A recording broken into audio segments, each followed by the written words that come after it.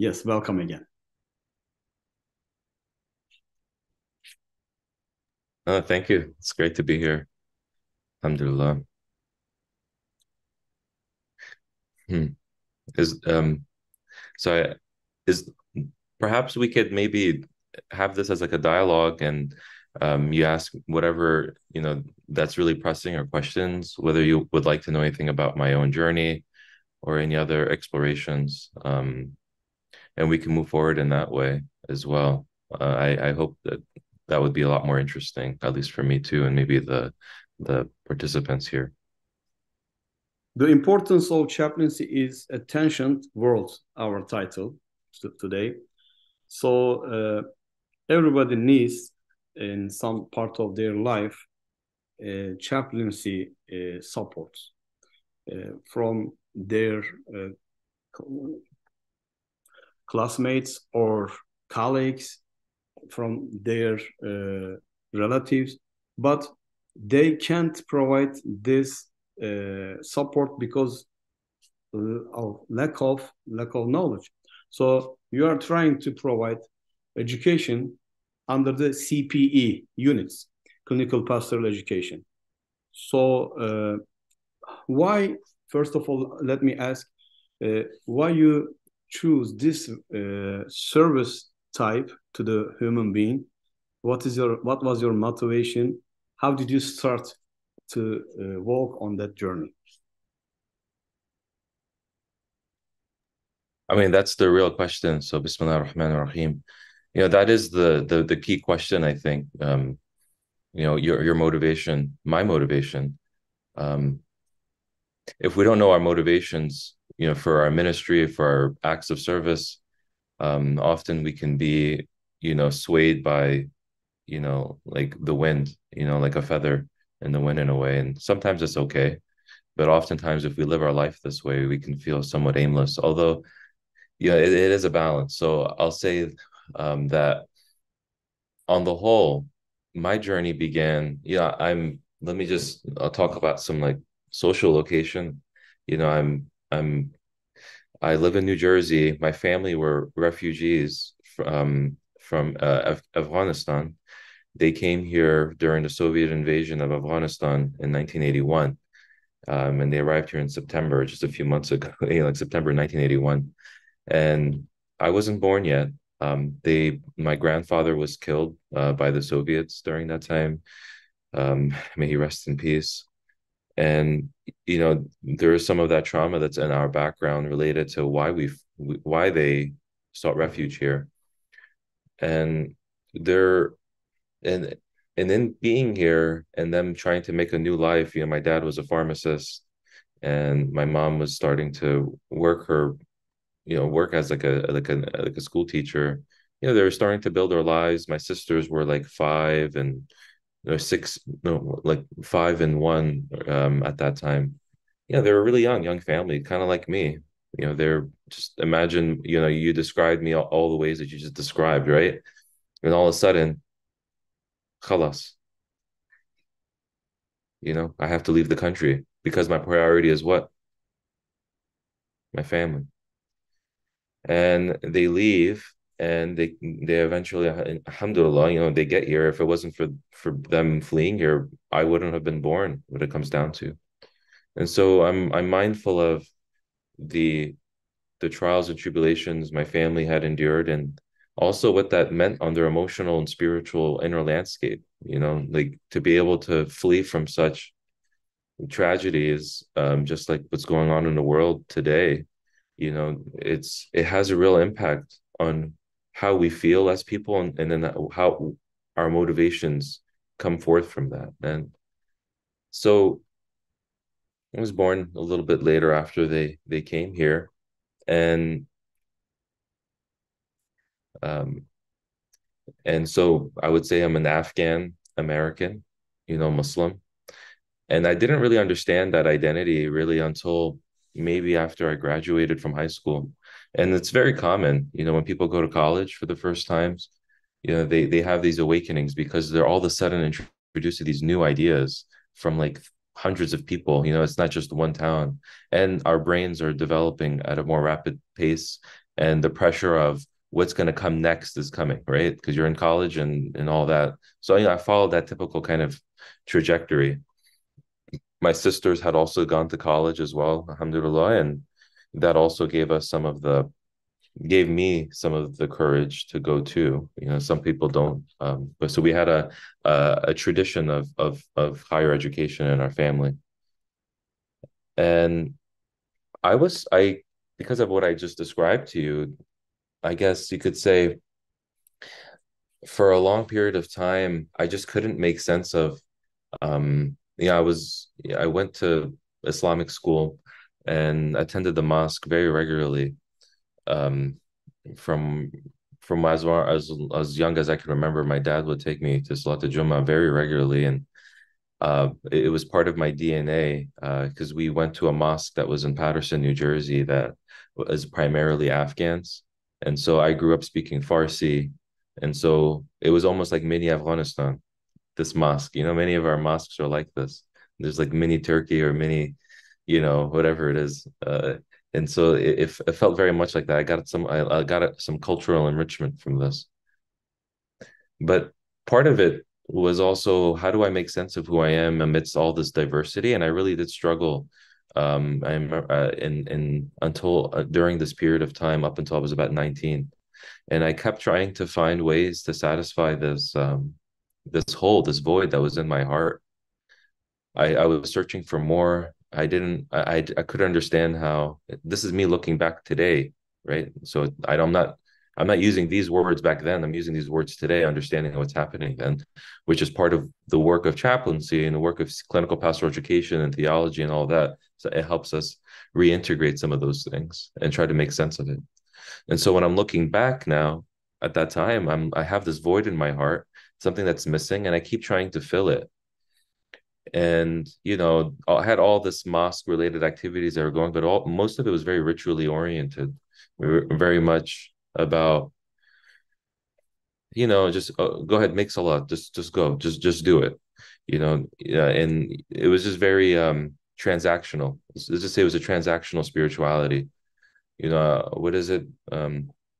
Pretty much, and I think many Muslims struggle with this. It was that Imam Ali says something to the effect of um you can either be if you worship Allah out of fear, you're Allah's slave.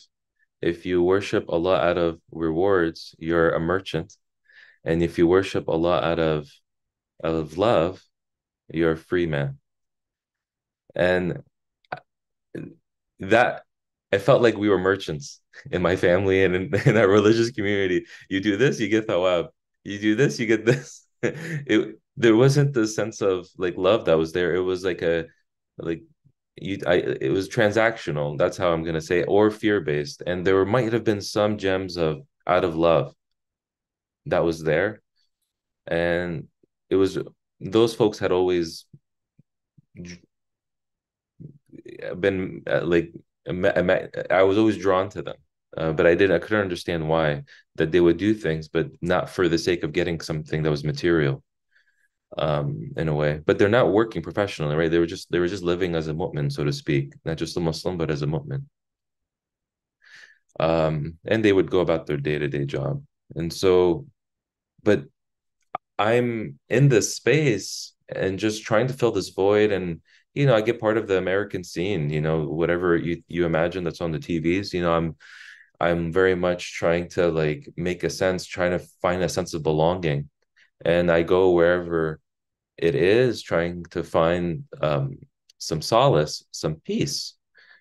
And I kept struggling. It just wasn't working. I did it and I got the short-term relief. But next thing you know, I'm just still searching for some solace, some peace.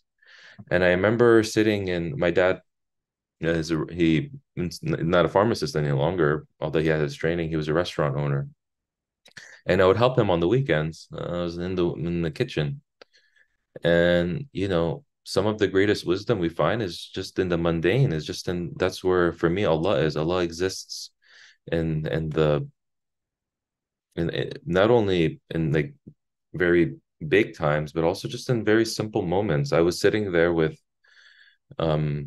the chef, and we were just sitting there, and he just said, Jawad, Bishi Injo, come sit down. And I don't know what he noticed, but he must have noticed that I was a bit sad or down, we could say, because I was trying to reconcile some of my relationships, and it just wasn't working the way I wanted it to. I was trying to control things. It wasn't working. That was what was going on in my head, but he didn't know this. But he noticed because he knew me from as I was a young child, for me to sit down, and he saw me.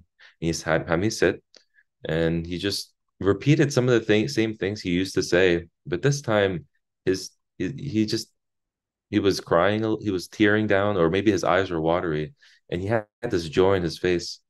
And for me, I'm just thinking about all these struggles I have in the Jewish tradition. I think they say something about how, you lay the blessings of God on the heart, not inside the heart, because when the heart breaks open, then it goes in.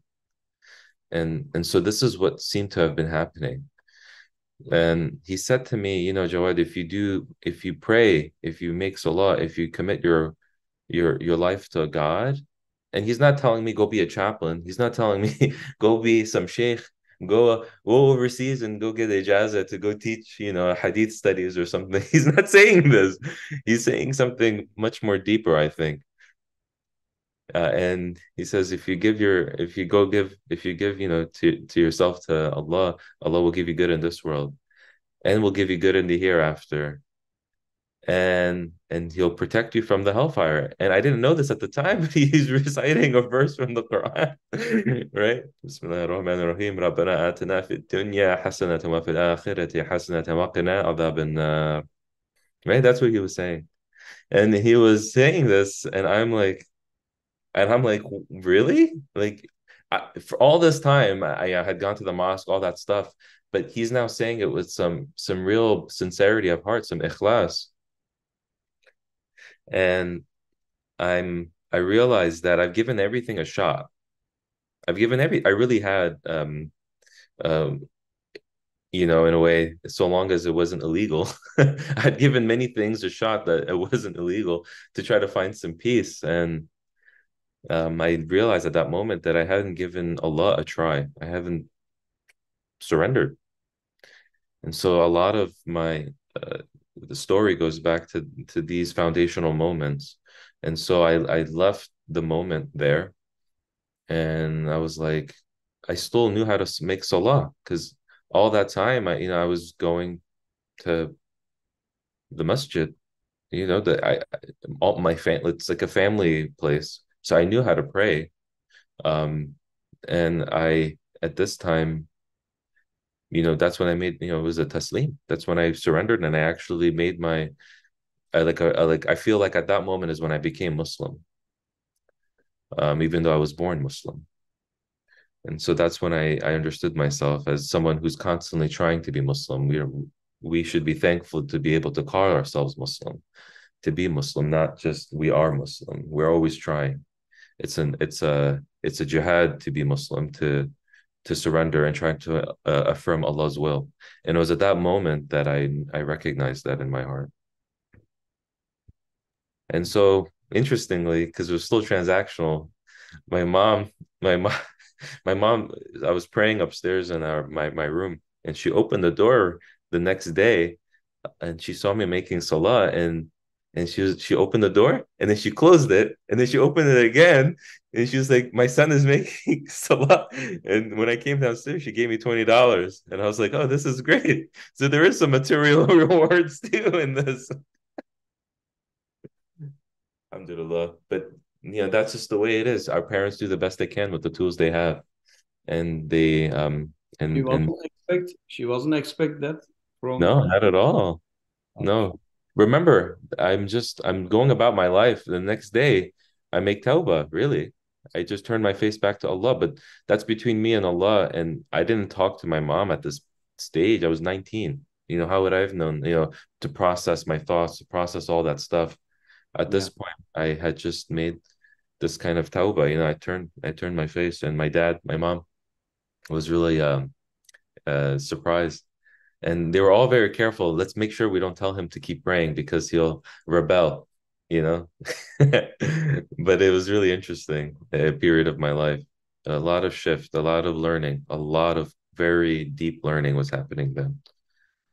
So that's part of it. And what I realized then was I was still in college, and practicing my faith and spirituality, I noticed while I was in college in that first or second year, I was like, what is it that I can do that because it was really transforming my life, just giving myself to Allah and not caring so much about what other people were thinking, in a way, you know, it's almost, we think of shirk, as being sometimes, like the shirk of actually worshiping idols, but really the shirk that I think most of us often suffer with is hidden shirk, which is worshiping, other people's attentions, other people's ideas, other people's, ways of being.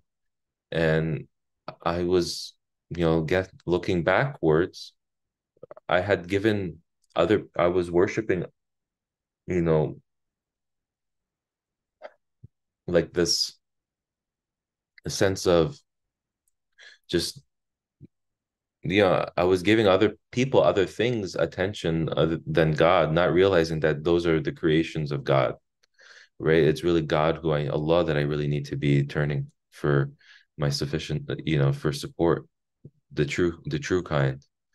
And it's a very interesting one because to really understand hidden shirk, we have to really understand our internal landscape. We can't just, we have to sit quietly, and we have to sometimes struggle with our assumptions and all those things to really understand the heart of what's happening. And I realized that I wanted to do the work of applied spirituality. So in my heart, I had some people in the community that were trying to get me to go overseas to study, but in my research, I noticed that if I were to go study there, it would be the hard sciences. It would be um it would be like, how do you say it? The words are exoteric. It's the things I that I was searching for was of the heart. Go ahead. I used to say the collectioner of the uh, heart, also doctors of the heart, but this is not literally, yeah, Yeah. kind of Yeah, translation. exactly. I was looking for something like that, not the hard, not the other kinds of learning that is more, you know, like 50 things, or just I'm trying to, the word is going to come to me later. I'll say it. But I knew if I was to go there, number one, it wasn't really what I was searching for. I was looking for spiritual, kind of Islamic spiritual kind of experiences, and this is not what was going to happen necessarily. And I also knew that practically being 21, 19, 20, 21, 19 to 22, practically, I'm like, I was also in conversations with, a prospective, my current wife, right? Alhamdulillah, we were recording, I was courting her. And so this is also in my head, like, I need to provide financial stability, and to be real, there's not a lot of financial stability in being your traditional imam for a mosque. If you're trying to support, you probably have to have another job, and it's a real shame that our mosques don't do more to provide full-time salaries and benefits to them.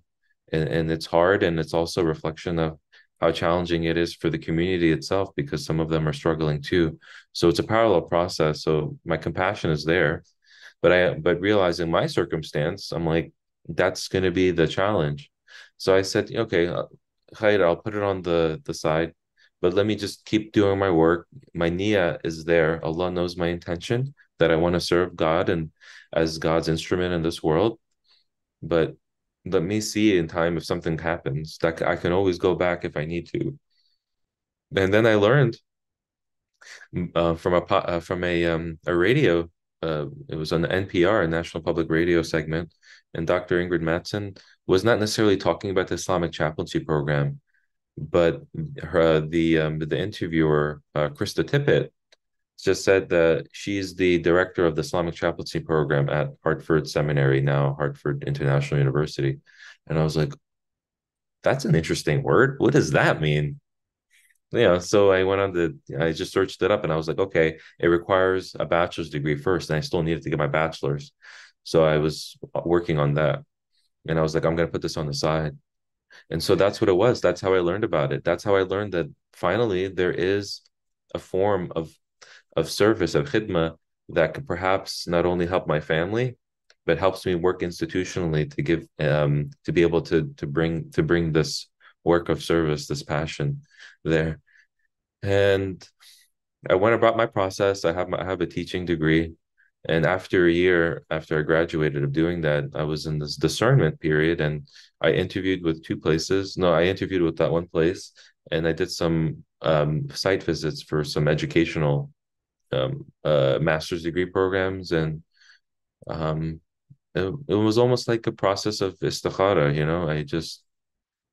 it was almost like a process of that. But one of my teachers once said that before you open up the Quran and do that, make sure you do mashwara, ask people first. And then if you can't do it, then you go do this. He said, some of us, we just go to do istikhara right away. No, we need to have a process of doing it so that you can really feel like it really mattered at that point. So some of that was happening. Yeah. Yeah, I enrolled in the Islamic Chaplaincy Program, and then the rest is kind of history. It was a really transformative time there, and I realized that I found, at least for now, my path. I will always, I think, inshallah, see myself as a servant to God and see however I can be of service. But for now, this is really the thing. So I thought I didn't, and then at the time, I did not realize there was also ACPE Certified Educator. I didn't realize there was spiritual care education. There was something like this at the time when I enrolled. So I just kept doing the thing. I did university chaplaincy. I kind of liked it, but I was like, there's not a lot of opportunity. So let's just see. I did CPE. And then in the Mantle of Mercy in the book, I talk about the experience there, the last few pages, to give insight into the process that helped me discover the promise of this work. And there I just kept networking, and I kept connecting with people. And these are people who are from diverse backgrounds. Again, there was not that many Muslims. You mentioned there's three. At the time, there was, in 2015, I think there was only one. There was one beforehand, but he didn't have a lot of public. He didn't really publicize, and I couldn't find too much public, too much media spotlights. His name was Imam Talabuddin Ansari. I don't believe he's active anymore. And so the other three at the time, the other two, one of them was in process, and Tahara was the first one. But these weren't the people necessarily that brought me there. I only learned about them a little later on. I just knew that being one of the few Muslims, my connections were the people in my program. It was the rabbi there. It was the priest. It was these chaplains that were telling me, "Oh, you have real promise for it." I don't know of a position, but I think there's a real promise here. Let's just stay in touch. And I knew I had to finish my residency, and you said it, Overlook in Morristown is where I went. It just, the passion was how I just led with. And so that led to different people, different connections. And it led me to the Association of Muslim Chaplains Conference in 2017. And I met my future employer there. And at the time, I didn't know. We were just having a conversation about this because I was trying to understand if this is the right thing to do. I was working for a state hospital. I was in a union. I had really good privileges. I didn't need to leave it. Any of y'all who work in the state or federal government know it's a very cushion job. You can't get fired really, and you get really good benefits, and you get really good salary, lot of security. And I was also really young. I wanted also some challenge too, but I knew I had a good job, and it was hard to leave something like that for this uncertainty. Anyways, So that led to uh, the conversation with my future employer, and I told her just what I just told you, and she was like, "Okay, that's really interesting. Okay, yeah, yeah," and so on, like this. And then she left, and 3 months later, she had found my number, called me, and said, "I want to recruit you to be one of to be the first Muslim chaplain at the Cleveland Clinic, and to be one of our first Muslim ever CECs. Would you be open to it?" And I told you how big family is for me. And I said, you know how much by now it, it was really hard for me to find this. But what do you think I said? Take a guess. So not just me, our guests are your colleagues, and the candidates or colleagues are Yeah, here. yeah. No, so when I say you, I say, what do you guys think I said to her? Yes. What do you think? Take a guess. Yılmaz Hoca, what do you say? What did I say? So I told her I have to wait. I have to talk to my wife. So I said she is in the midst of finishing her bachelor's program. She's in the midst of getting enrolled in the bachelor's program. This I've waited for this opportunity, but my family is also very important here. And I went and I told her that my wife, she I have my bachelor's degree, I have my master's degree, I have my 4 units of CPE, I work at a state job, I'm endorsed, alhamdulillah. But my wife, she just got enrolled into a nursing program for the first time, and she's been waiting to do this. I have to give her priority. So let me talk to her and see what happens.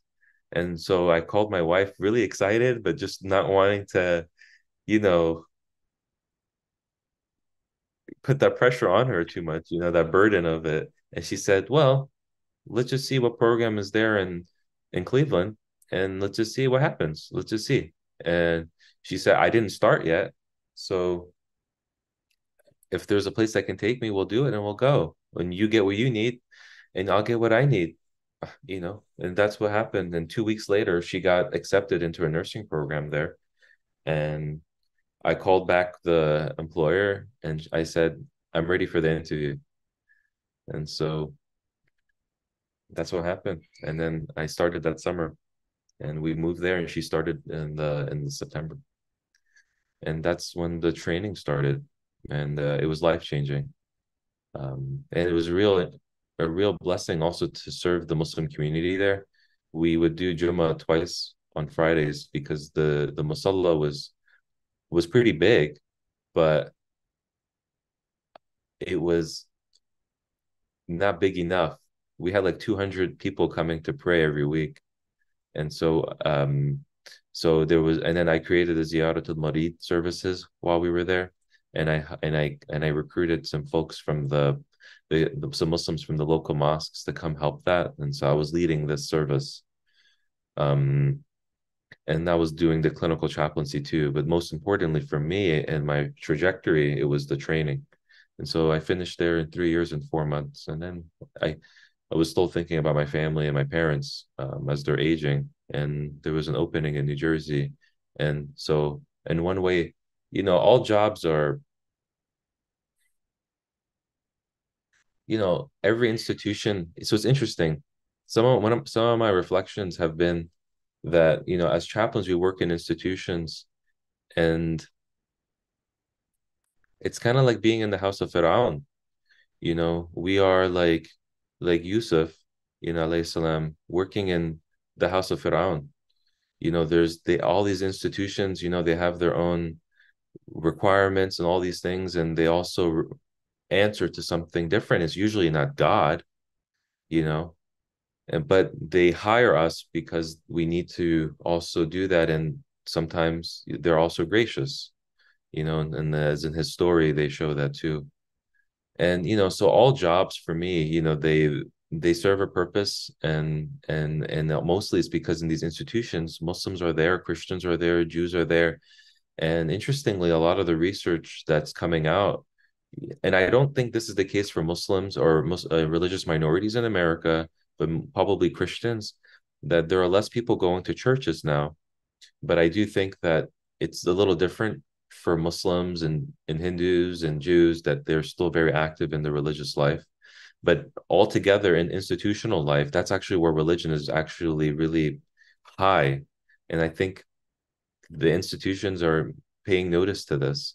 And so chaplaincy as a form of spiritual care that's institutionalized in the universities and in the healthcare institutions, the military, the prison systems, the the fire station was in the police, all of these different institutional places, this is where it's growing. There's a lot of need there. On the whole, why religious kind of institutionalized spirituality, people are not seeing it as trendy. There is a big need, and that there's a big gap in terms of meaning making and spiritual needs and concerns that are rather high, and I think is growing. And people aren't getting them met typically, and that majority Christians, I think, and especially maybe in particular areas of the country, maybe the East Coast, maybe the West Coast, maybe some parts of the Midwest, in their traditional spaces, they're getting it met in institutions. And then now you see everyone's putting a lot of emphasis on institutions to relieve them of their power, relieve them of their suffering. They say institution do this, institution do that. It's so fascinating. Just looking at it from a spiritual perspective, that we put a lot of hope in our institutions, not realizing that these institutions are just people like us, and we're just creatures of God as well.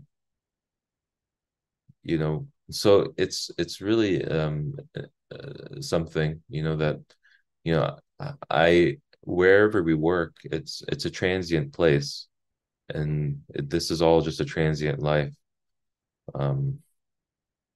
And my parents' experience showed me that, to give me some humility about that nothing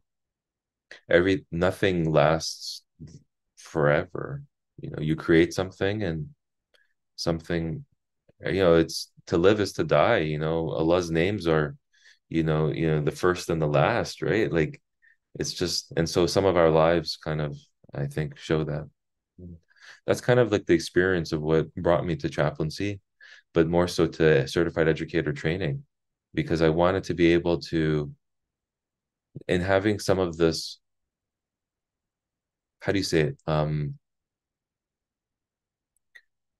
Like harnessed, having it extracting from my journey and my experience. I'm thinking to myself, wait, I might actually have an opportunity here to be able to give back as an educator, as a supervisor.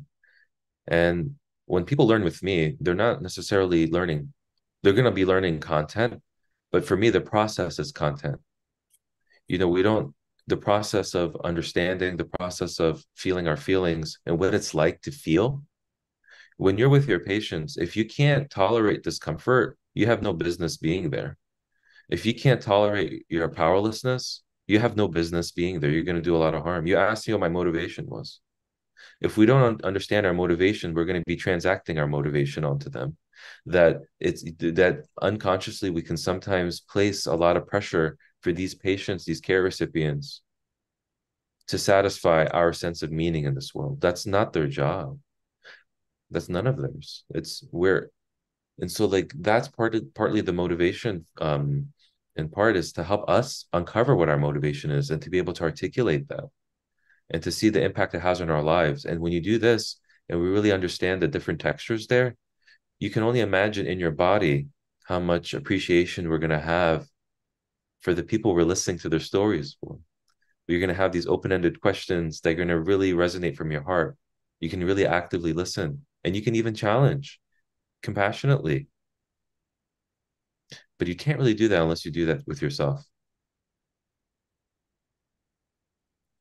These are so sensitive and technique information for the outsiders. I mean, if they are not from the field, not easy to cover all the things what you say.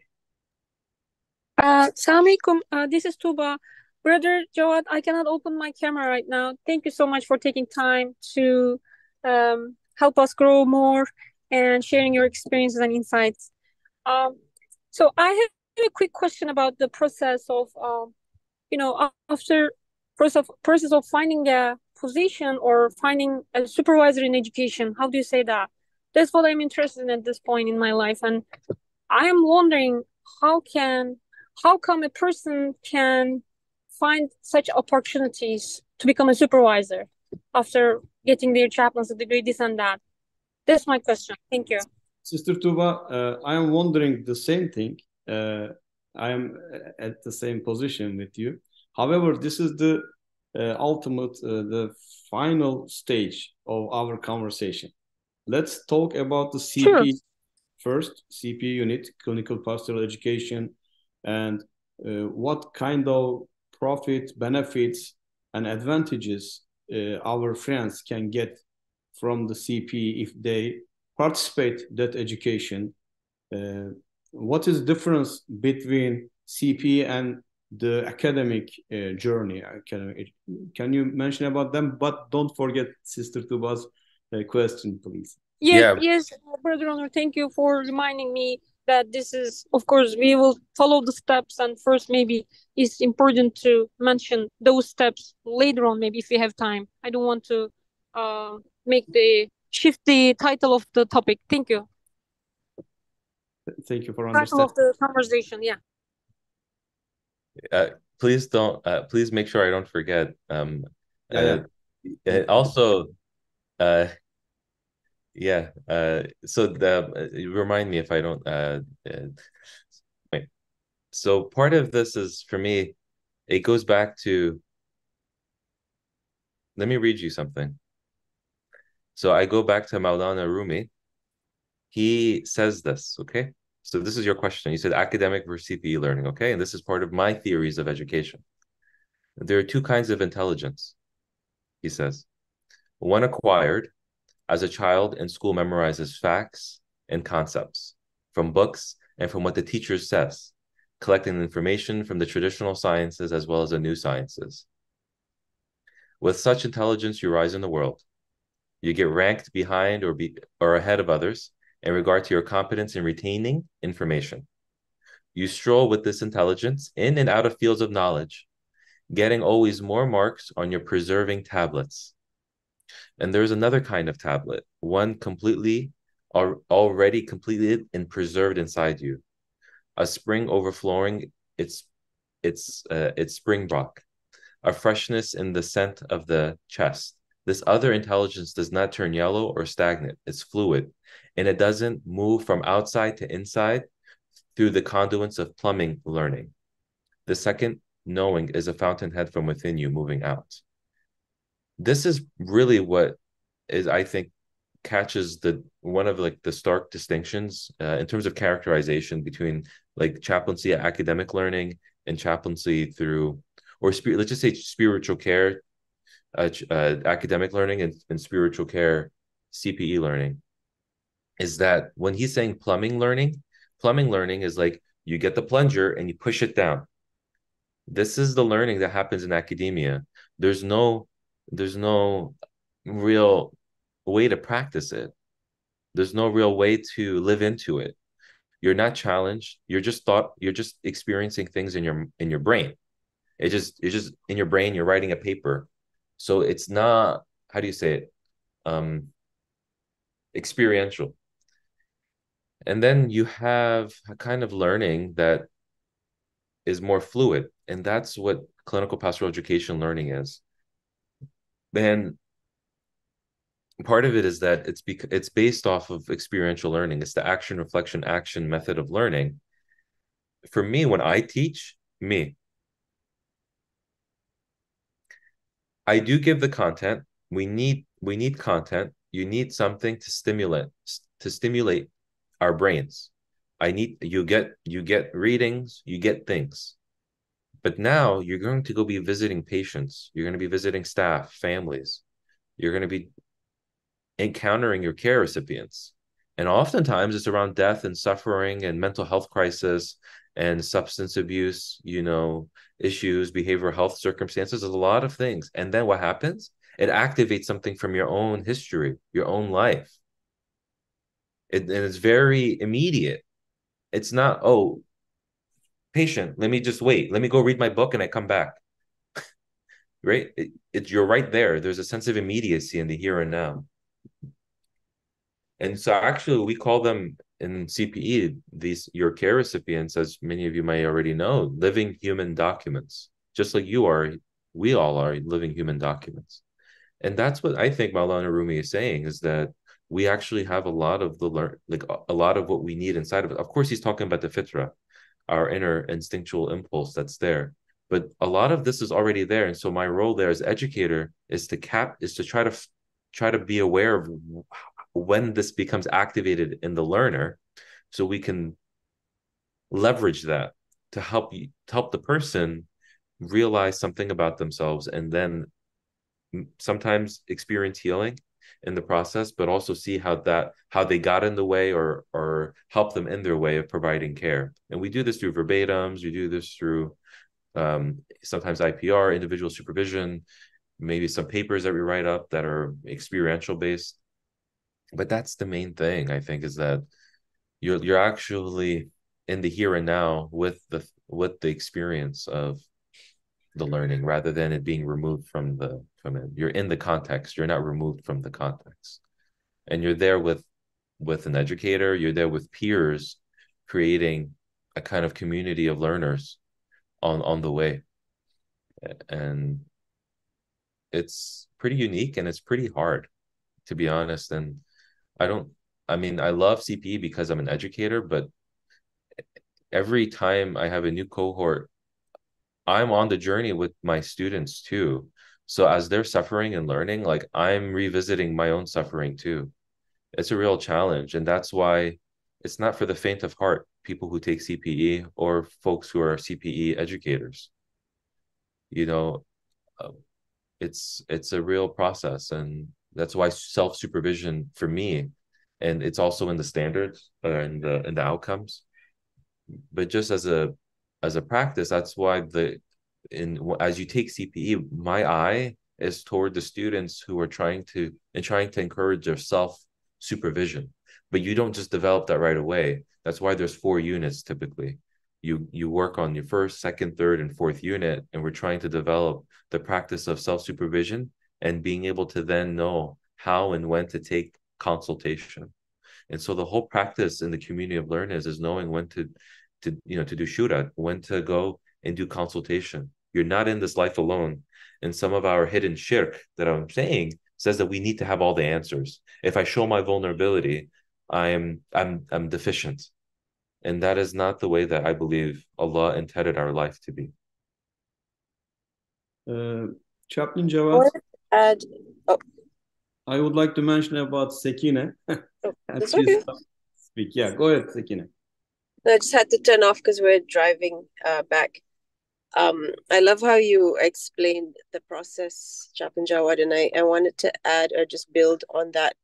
And you were starting to talk about the relationships also. The mode of CPE learning and education relies a lot on developing trust and having a strong relationship with your murabi or your educator, and with your peers. And it's not that is itself the foundation of the learning, and that's also the place where the learning and the transformational growth can happen within those relationships of trust.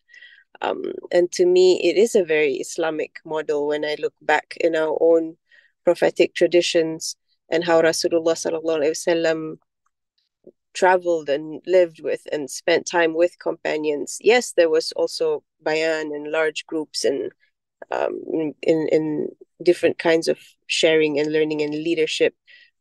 But a lot of the transformational growth happened within close relationship, within close context with the companions and other companions, or Rasulullah and the companions.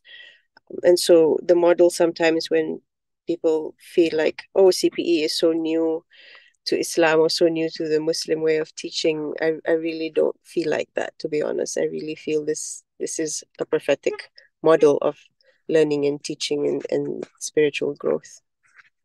I appreciate you saying that. You know, the last point, I want to piggyback off of that, since you're piggybacking. We can just keep piggybacking if that's okay. But I think as human beings, we get so caught up sometimes in categories and language and saying, oh, CPE is not Islamic, this or that. This whole life is creation, right? The fact that we're still living, it's still being created. And CPE is it's like a process of learning. So the fact that the word CPE is there, that's me speaking in English, trying to give a label to something that happened within the social location of America. And so people are, when they say it's Islamic or not, to my understanding, it's like all this baggage is related to it. But at the end of the day, it's like we're trying to name and label things. And sometimes we get so caught up in names and labels, and we don't realize it, like in that story of Rumi and the elephant, it's like it's the elephant. It's just that it feels different. You know what I'm saying? Like, and so I appreciate you highlighting that. I think it's really on point. We are colleagues with Sister Sekine at Respect Graduate School. She is a chaplain of the school. Also, we provide spiritual pastoral education, CPE, in our roof, under the roof. So, which means not literally with the name of the Respect Graduate School and CPSP. So we have one more portrait you can see on the screen. I want to mention about that gentleman. He was a businessman, actually, Brother Yilmaz. When he participated our clinical pastoral education, he made decision to change his life, his career, everything. So this is an important and impressive story. If he wanted to mention about himself a little bit, he had a restaurant, maybe still he has, but now he just take off his white shirt of the cooking cloth and put the white chaplain cloth on it. So how do you feel, Brother Yilmaz? Why did you leave money and get sake of God? What was your motivation? Thank you for giving me that opportunity. I don't want to talk about myself. I don't know, it just happened. While you give me the microphone, I just asked my question. It's related to me, actually. Training on chaplain CPE or being a chaplain, I believe it requires lots of love, courage, vulnerability, commitment, and all those things. Then I think you need to bring from your birth something to being a chaplain. It's not the skill you can gain later. Am I right in this? It's like you cannot be a chaplain by training. You have to bring something. You have to born with it. So there are two types of, I believe, let me open the question and ask the Jawad. There are two types of ilm, knowledge. One from God, which is wahbi. One from the literal education, which is kasbi, iktisab. You will earn it. You will get it. The other one is a gift from God. He is mentioned. Yeah. So the person can be a chaplain without that kind of gift. Well, that's the question. To you, Brother Jawad. Oh, okay. Yeah, because can a person be a chaplain without the gift of God, which is has mercy, has compassion, understanding, and I mean, yeah, I mean, the whole process, I think, in becoming a chaplain, and we have to do islah. There has to be some reformation of the soul of the person. And so that's really the question for me. In the process of doing that, are they able to witness that gift? I don't, you see, the question is challenging for me because I'm an educator. I teach. So I have to have hope that people can change. Otherwise, it's hard for me to do this work because I'm an educator and I have this hope that I'll do my part, but Can we say everybody has potential and capacity? We yes, just work on it. yes. Yeah, and for some, they just can't do it. Like some people get into the CPE and they're just not able to complete it. And so maybe that's an indication of that. Like they have the potential there, you know, but some can't get through it. And there might be a different reason. Some people might be trauma based. Some people might just be that they realize that this is not what Allah had, that this is not their um this is not their calling, even though they thought it was this, and using that terminology. Or some might say, I did this and the signs tell me that this is not where I'm meant to be, or gosh, I just don't want to spend most of my time listening to people's stories. I don't have enough compassion in my heart. So they came into it thinking they need to do this for material stuff, and they thought this would be a good way to do it, but they realize they can't really live into that, right? All of that might be saying what you guys are saying. I'm just giving it a bit more detail to it in terms of what I've seen in my role as an educator. There's a number of people who couldn't finish CPE with me, or with others. I have a lot of colleagues, and it's not unheard of that people can't complete it, and it's okay that they can. Everyone's got to do what's right for them. They live one life, and they got to just figure it out.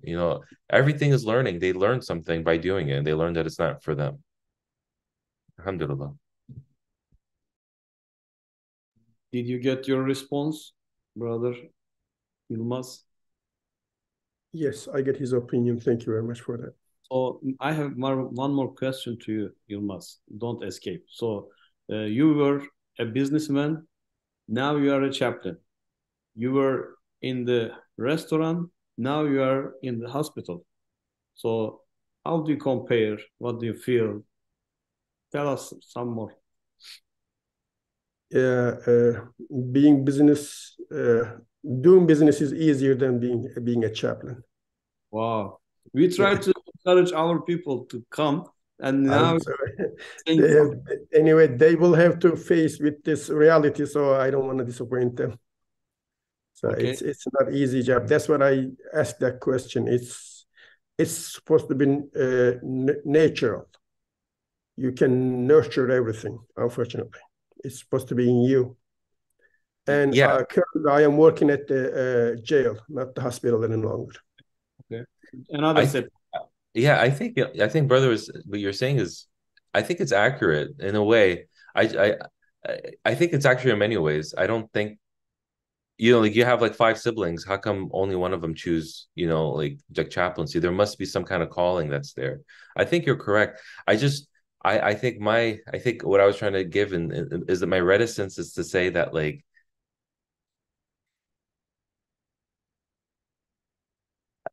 it's kind of like, can people learn empathy? Like think about it from that question. Do you have to already have the seeds of empathy there, or does it have to be learned? And that's a really complicated question. Yeah.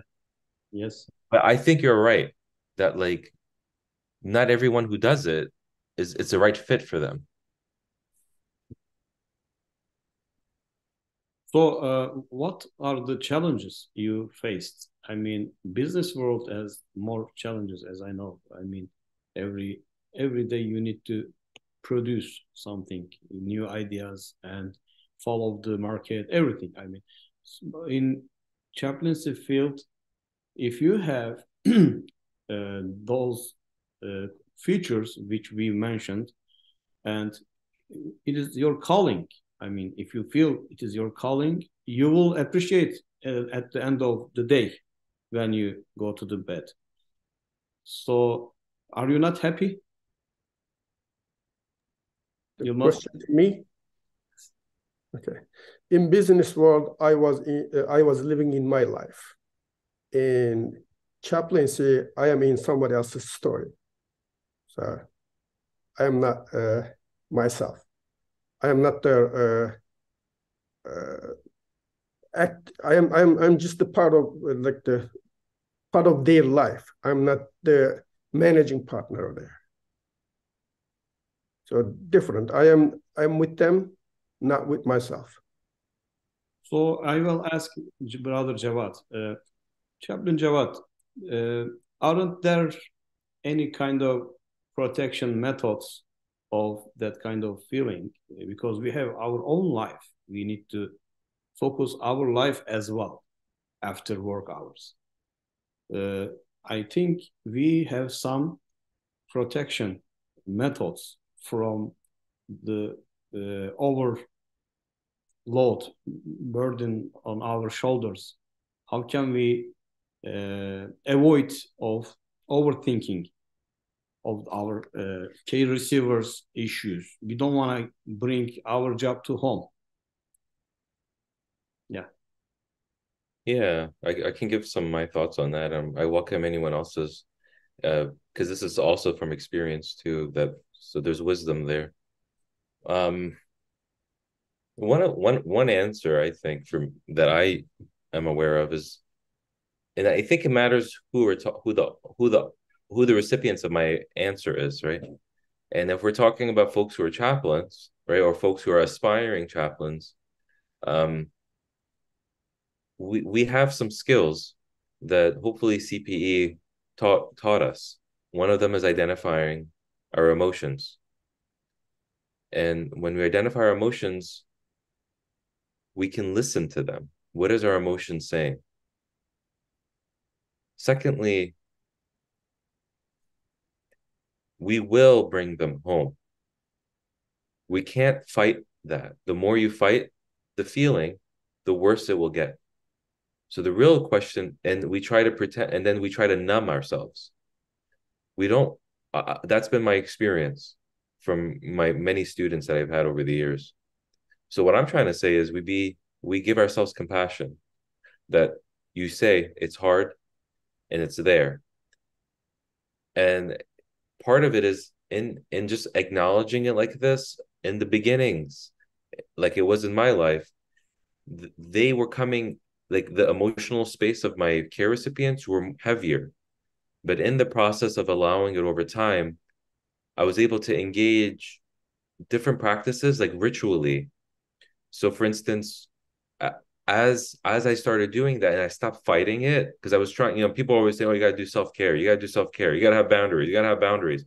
But no one's really trying to help us understand, what does that really look like though?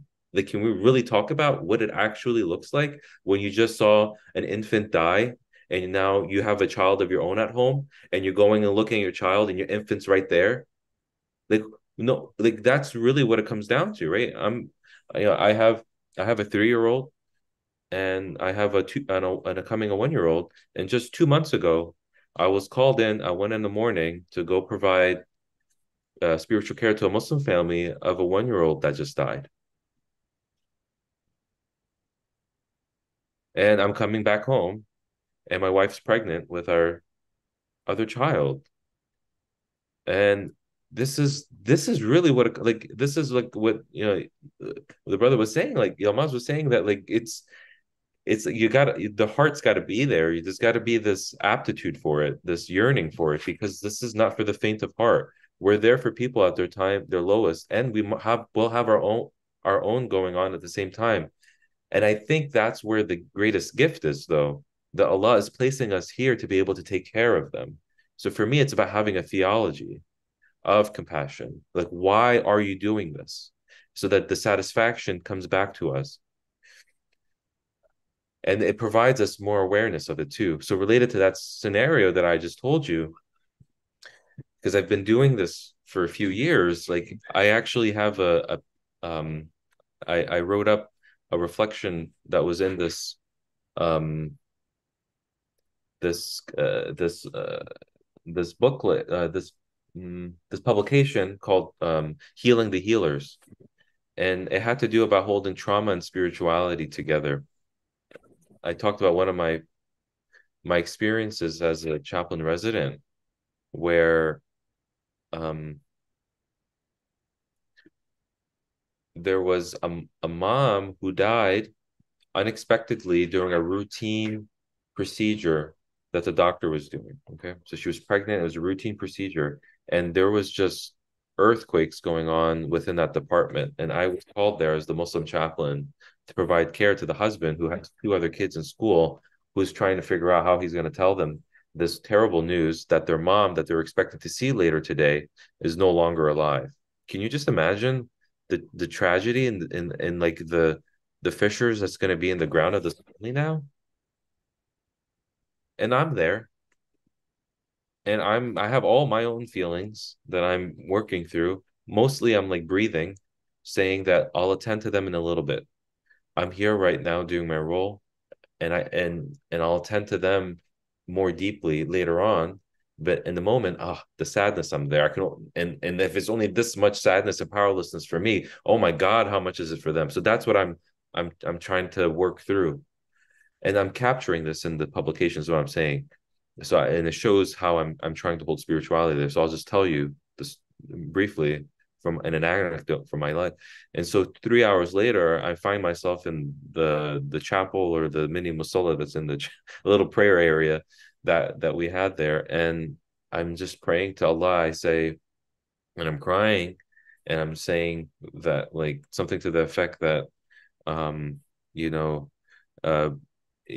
if I see the work that you're putting before me, and it's really giving me some I'm thinking those thoughts of, like, I see the work that you've given me, and I'm now being tasked with this. Allah, thank you for giving me this opportunity to provide care to this family.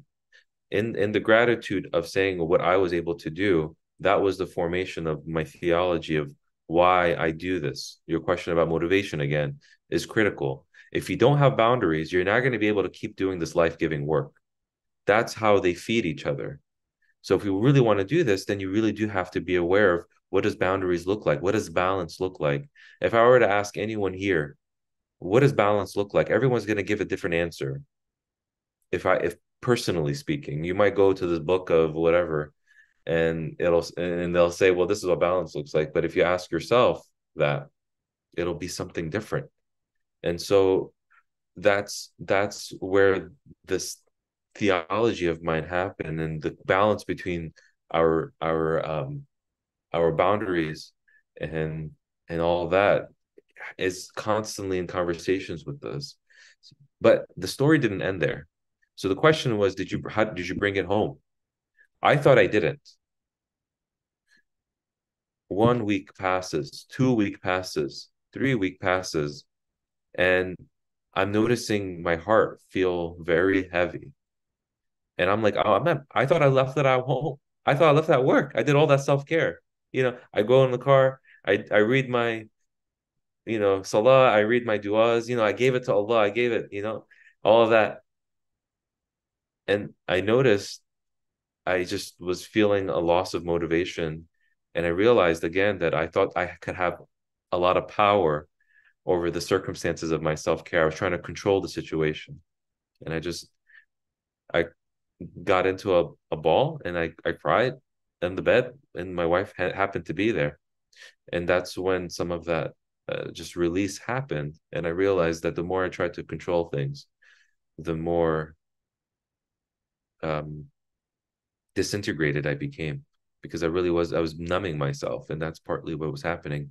And also at the same time, I needed that experience. How else can I have grown in the wisdom without these very challenging experiences? And that's what I'm saying, is that we need to be compassionate to ourselves, and also be aware. Like, and not try to overburden our families as well. That's what our colleagues are for the details. Maybe our families can just know that, oh, I had a tough day, it was really hard, or something like that. They don't need to carry those burdens, because they don't have some of the experiences and the support groups that we have as chaplains. So we need to make sure we have communities. like Chaplain Sakina was talking about earlier on, that's where we talk about the details with. But with our families, they're going to know that we feel something, so we got to tell them. That's how you got to bring it home. So you kind of you identify it. It's kind of like a backpack.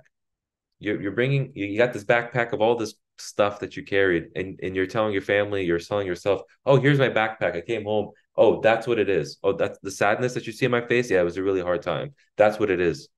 And then you just go about your day. Your kids are there, they're going to distract you, or they're going to attract you. Really, you're another part of your soul, another part of what Allah wants you to do, to be there for your family and be there for mine. That's a long-winded answer to that question, but I hope that gives you a sense of my idea about it.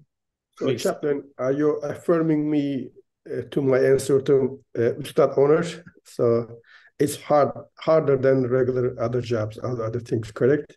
Yes. Because I never have to deal with the death of the infant at the restaurant. Mostly I lost one full pizza or the one course of meal.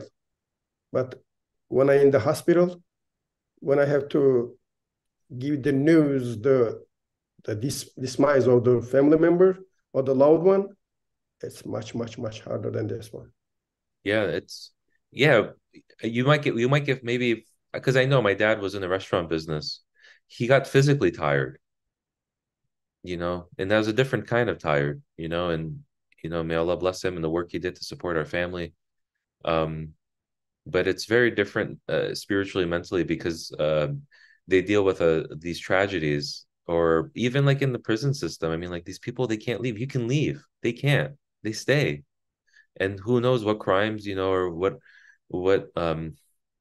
mistakes they're redeeming themselves through, right? Because the thing with being in prison or jail, from my understanding, is that's their debt to society. They go there to pay their debt to society so they can come back out. And that's a real burden as well. And who knows how many of them are unjustly there too.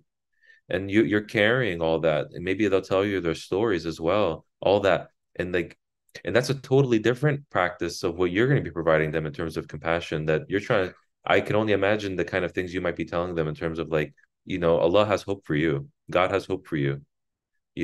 There's hope there. And you're telling them the stories of redemption. You're trying to help them, encourage them, and teach them, and trying to reach redemption. And it's a different experience, but it's such a burden and a responsibility, and it's different. We're tasked with the care of souls. And that's the thing that we carry around. We can go and take a bath, a nice warm bath after, a long day at the restaurant, like my dad did. Although I don't know, he took long baths. He liked to watch TV and put his feet up on the coffee table and drink some tea at night. That's what he liked to do to relax. For me, I have to sit. I have to talk to people. I have to process things. That's my process of it. And just doing self-care, like putting my feet up, when you just have all of these like hard stories, sometimes it does enough, but we really need to, there's another quality that's there. And that's why I was talking about self-supervision, and consultation is so important for us. If we don't know we're struggling, then we can't ask for help. And with mental, spiritual, and emotional experiences, those are hidden. I guess you could say like our back being sore is hidden too, in a way. Like, if a long physical labor of a job, it's just that the feeling is more immediate. I think, like, your pain in the knee is there, and I think some people take medication for that. Maybe we do that emotionally as well, or spiritually. We try to numb things. I think that for me is called distractions. That's why self-supervision is so important. Is if we don't self-supervise and we don't work on those skills, we don't know when we're burning on both ends. Thank you, brother.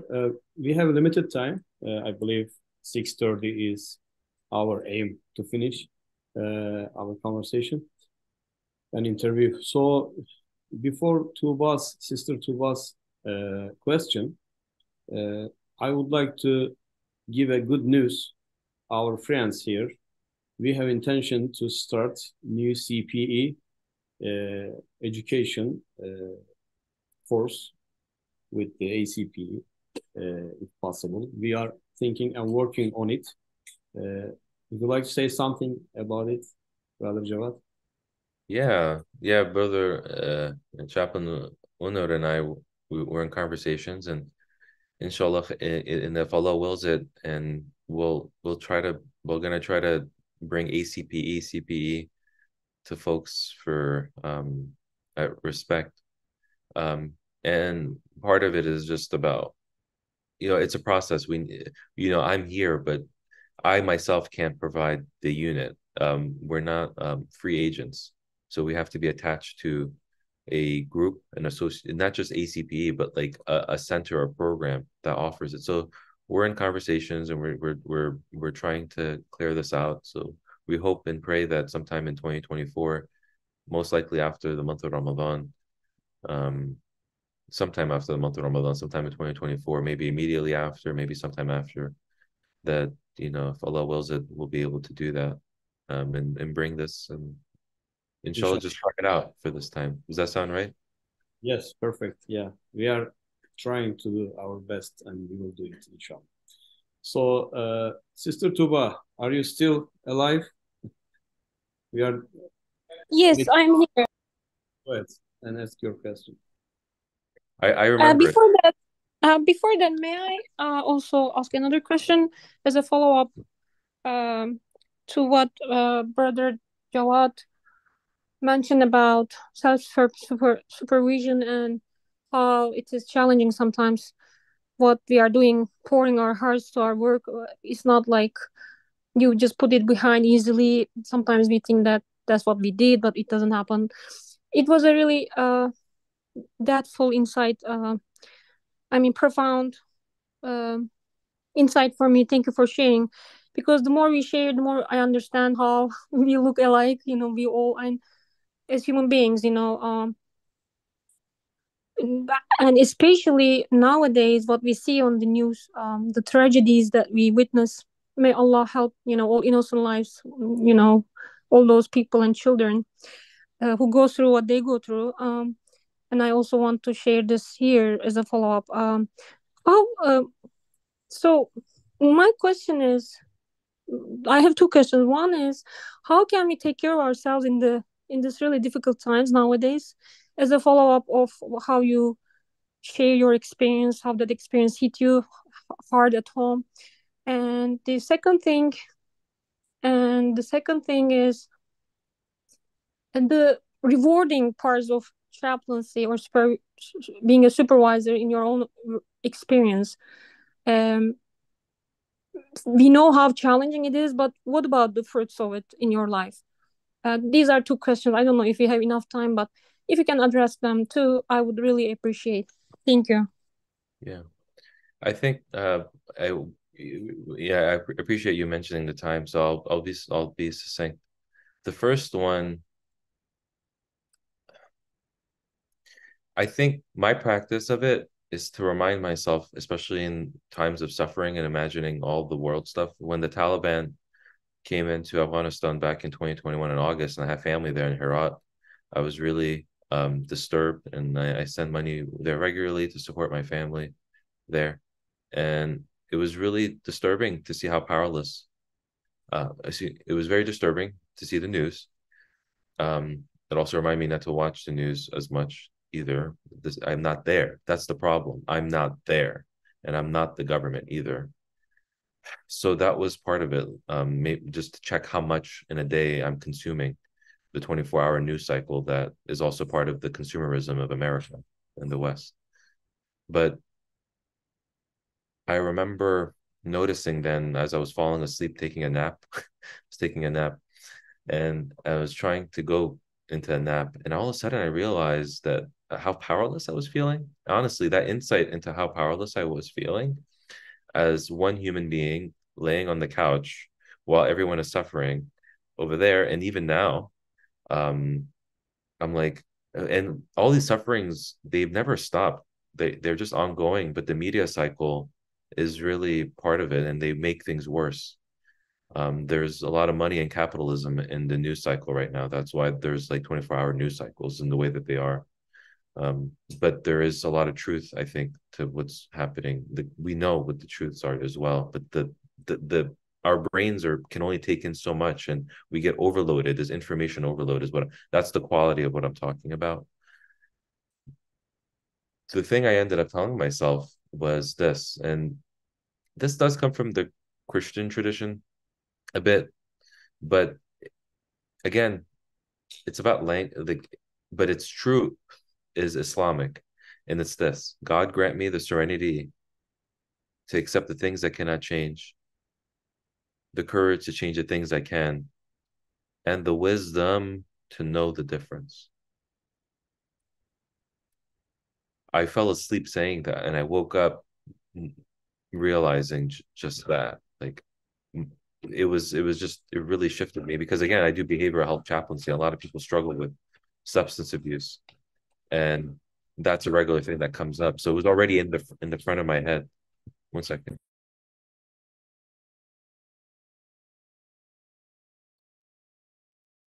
He has kids, little kids. That's why sometimes, yes, go ahead, bro. Yeah, thank you.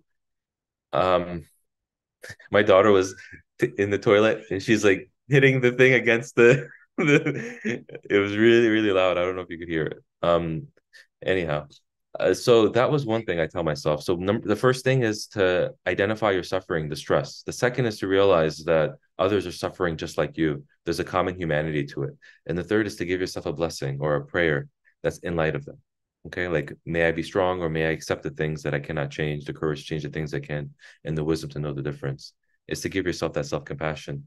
The second thing related to what I enjoy about it, like, you heard my story. I hear these stories of my carers, like my students, so regularly. There's a lot of satisfaction in seeing how they've increased in their sense of agency, empowerment, and that they don't have to continue with the same ways that they were doing things. There's a lot of satisfaction in seeing my students grow and to become successful and do things in this life that feel rewarding. So it's the witnessing of that, but based off of the impact I'm having on that. So that's the thing. The second part that I find satisfying is that I'm able to speak about things the way that I can. Like, there's a satisfaction in having language so that I can help and also ask for help too. I find I'm so thankful to God that I've been able to learn in the way that I've been able to learn. That's a satisfaction of mine. That's what I'm trying to say. So those are two things. And I get to meet really cool people. I get to meet folks like yourselves, very diverse folks from around the country. My horizons have really expanded in ways that I could never have imagined, being the son of refugees. The third thing related to the questions you originally brought up was about certified educator opportunities. Listen, it's really challenging to find them. You might be able to look online. You go to Indeed.com and you type in ACPE Certified Educator candidate positions, and you might find some. I think there's one in Wisconsin right now. I think there's one in Long Island. There's not that many of that are publicized. There's one in Naropa also available now, Colorado. Yeah, and that's published as well? Yes, it's published, but there is a preference for a Buddhist candidate. Yeah, and so we just named three, but there's so many people out there, right? And these are just three positions. Can you imagine how many people want these roles? And then there's others that are not publicized, like mine. Like, it was just through networking, and it's really hard. So I want to affirm that the way to do it is to keep talking to folks like me and others who are interested, and it's really part of like it's like the grapevine. You hear about it through like that means, and I wish that there was more streamlined. It's a problem that ACPE is struggling with.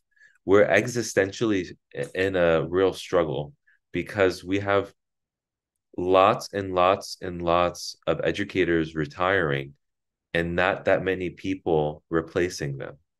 We existentially are really worried in our association. And so we all are invested in making sure that we have more certified educator candidates so that they become educators, because there is a great retirement happening very soon. and it is happening already. And you reach out to any of us. If you meet someone, you ask them, do you know? You know, if you ask me, I just told you the ones I know. And Chaplain Sakina just mentioned one as well. And actually, I think the one at Tahara Center might also be available now. Yeah. So these are the ways, and you see the think, or it's the part of the networking. It's really challenging. So I just want to affirm that. So for those of folks who want to do educator training, this is just the way it is for now. The thing that some folks don't sometimes always get is that they're not publicized like they are for internships and residencies, because once a position is occupied, it's usually occupied for 3 to 5 years. Alhamdulillah, I was able to finish in 3 years and 4 months, but really 2 years and 8 months, because I started there. But when I got into the process, it really took just 2 years and 8 months, alhamdulillah. And then I was able to release that. So right now at the Cleveland Clinic, there might be some opportunity there, but it's not publicized. You just need to call the places. So I would call the places as well. Like, is there any interest there? Do you have any openings? You make some connections. Some, again, because it's a 3 to 5 year commitment, some of these places are also wanting to know the people too that they're going to be interviewing and things like that. So hopefully that gives you an understanding. Tuba, did you get your answer? I think yes. Yes. Thank you. It was what I realize now is there is enough opportunities out there, and they're looking for trainees, and that gives me some hope. Because when you said that we are in a crisis, I thought that there are too many people who graduated as supervisors. Then when you said that we need more, so there's this demand, and so I want to give hope to my friends who is here. And why don't they have a great vision and dream, and about future, to become a supervisor? I always was telling this in our gatherings, as chaplains to chaplains. Uh, Always dream big, and there's always how can I say, you can do um, everything starts with a dream and vision. So why don't you dream this? Because there are now only 3 Muslim supervisors in the United States, ACPE. Am I right? Brother. That are active, that I know of, yes. Yeah, so that's much. I think the need is also high, right? I mean, there's so many Christians, maybe, I don't know about Jewish community, but for Muslims, there should be more. What is your response to this, brother? No, I mean, that's why I do the work I do. And that's partly why I published the chapter I did, to give people insight into what it takes to become an educator and what the work looks like from an educator point of view in the chapter I published, and how I got connected. So I wanted folks to understand that, so they can, at least in written form, get a sense of it. And secondly, when I'm working on my dissertation right now, is to try to provide some more literature through the way of my dissertation, so that Muslims coming through the process, they don't have to feel as like they didn't, so they can have more literature, more things available than I did when I went through. And so I agree with you, and I want more of us in the process, and I hope to be one of the few that can, like you said, the 3 that can, that's how it all builds. It starts with 1, starts with 2, 1 starts with 3, and then all of a sudden, it just, that's how it's like a accumulation effect. Dear sisters and brothers, we have more to talk. However, Chaplain Jawad's and my Maghrib prayers are tricky position now. We need to quit. But Sister Sekine, as a conclusion, last words, would you like to say something? Barakallahu feek. I just wanted to say, yeah, keep on the journey. For some of us, it's a bit more roller coaster. Some of you who maybe even have coming from international places or something. I've been coaching a few candidates coming from international and with visa struggles and trying to do CPE and all of that, with refugee status and student status. But inshallah, if your dream is there, and just go step by step in the process. And even for me, like in 2021, I was accepted at Stanford to continue with my CPE educator training as a CEC candidate. But I couldn't continue because I was still on an international student visa. And then it was COVID time and I wasn't able to get the student status. And so my journey was kind of stuck for a while. And then Allah brought me to Respect and to Pennsylvania. And then now, Alhamdulillah, I can also share that I'm in the process of interviewing for a CEC position. And so I ask for your dua as well, that inshallah I can be one of the future Muslim candidates in the pipeline if once we hear from the interview results. And may Allah help Respect to continue with our CPE program in different ways and keep on growing and support our students, inshallah. Barakallahu fikum, Chaplain Jawad. You've also been a great cheerleader and mentor along my journey. So appreciate that. Brother Jawad, last words. No, you're welcome. It's been a pleasure to be with everyone here. And I've spoken enough. So I just wish you all well. And hope you have a good night. And may Allah's peace and blessings be upon you all.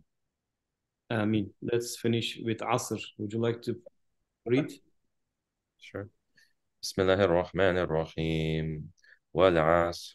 Innal insana lafi khusr. إلا الذين آمنوا وعملوا الصالحات وتوصوا بالحق وتوصوا بالصبر. صدق الله العلي العظيم. لله تعالى الفاتحة مع الصلوات.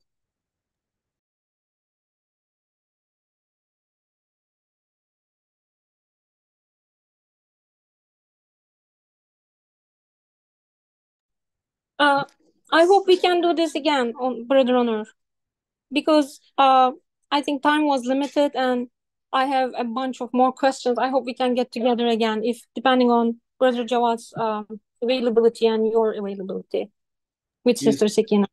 Still here. Yeah. I mean, if you're next time. Also, like, I really how to. Also, Yeah. Brother has my contact information too. So if there are folks who have specific things we want to talk about, I'm happy to talk about it offline. Yeah. Also, Okay. we can do one more interview, or not interview, this kind of meeting again, inshallah. Whenever we need, we can talk and arrange it. Isn't it, Brother Jawad? Yeah, inshallah. We can manage a little bit more. Sure. As-salama. As-salam.